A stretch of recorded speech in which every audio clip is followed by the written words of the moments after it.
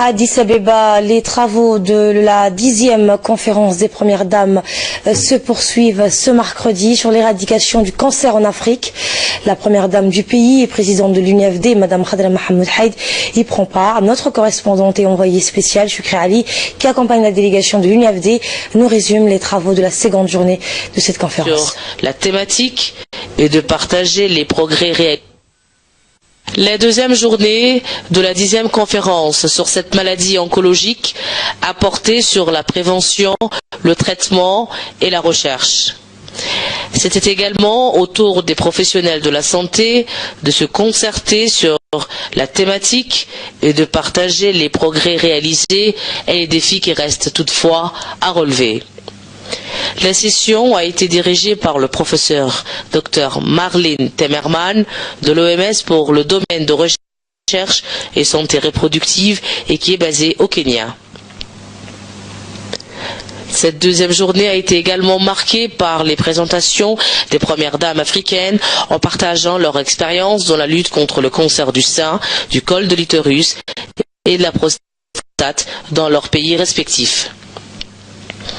La première dame de la République démocratique et fédérale d'Éthiopie, Madame Roman Tesfaye, a pris la parole en indiquant que les gouvernements africains doivent continuer à mettre en place des programmes de prévention. De son côté, la première dame du Burkina Faso, Madame Silka Bella Kaboré, a souligné qu'il était important de continuer à mobiliser les populations à adhérer aux services de santé.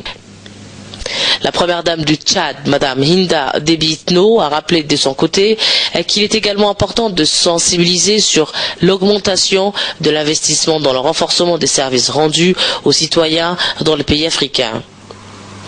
Cette conférence sur les voies et moyens de stopper ces maladies sur le continent noir vise à réduire la souffrance et les décès liés au cancer du sein, de l'utérus et de la prostate qui font le plus de victimes en Afrique aujourd'hui. La conférence des premières dames est un événement annuel organisé par les pays africains sur une base de rotation et sur le parrainage des premières dames respectives du pays hôte. Kriali, Abdel Fattah Daher, RCD, Addis Abeba. Eh bien, la première dame de Djibouti, Madame Khadra Mohamed Haïd, au cours de cette conférence sur les voies et moyens de stopper ces maladies sur le continent noir, qui vise à réduire la souffrance et les décès liés au cancer du sein, de l'utérus et de la prostate, qui font plus de victimes en Afrique aujourd'hui. La première dame a prononcé un important discours. On en écoute un extrait. Madame de la République fédérale démocratique d'Éthiopie, Madame Roman Tesfaye et chères sœurs, Mesdames, Excellences, Mesdames les Premières Dames, honorables participants, voici une décennie que nos pays sont engagés dans ce combat pour faire reculer ce fléau planétaire qu'est le cancer.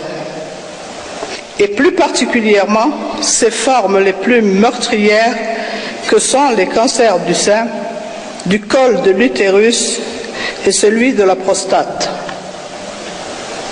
Les récents rapports indiquent que l'Afrique enregistre 645 000 nouveaux cas par an, dont 59% sont des femmes, et qu'avec les modes de vie qui évoluent, le vieillissement et la forte incidence des maladies infectieuses, le nombre de nouveaux cas pourrait atteindre le 1,6 million de personnes par an à l'horizon 2030.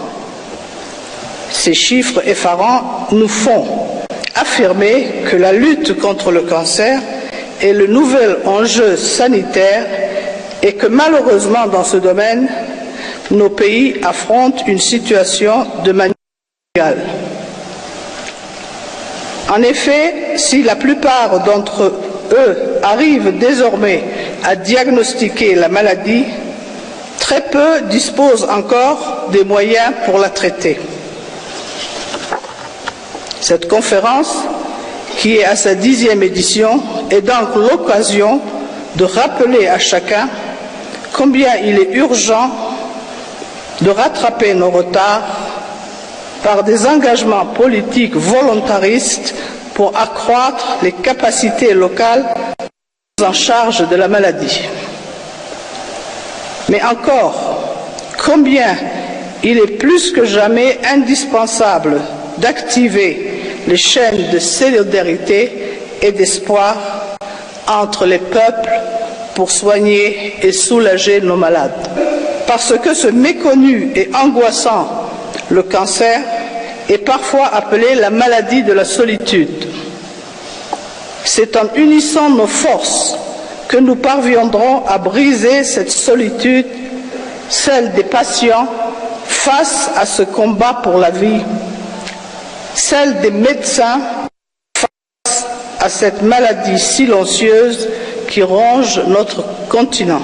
Aussi, je voulais saluer la mobilisation de tous et exprimer mes remerciements aux professionnels de santé, aux organismes non gouvernementaux et aux associations ici présentes.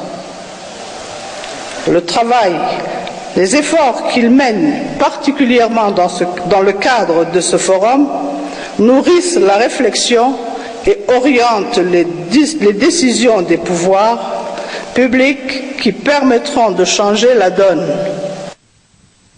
Eh bien voilà la première dame qui parle de solidarité et de soutien aux personnes malades a poursuivi son discours et a indiqué, elle a souligné qu'il est important de continuer à mobiliser la population au service de santé. La première dame.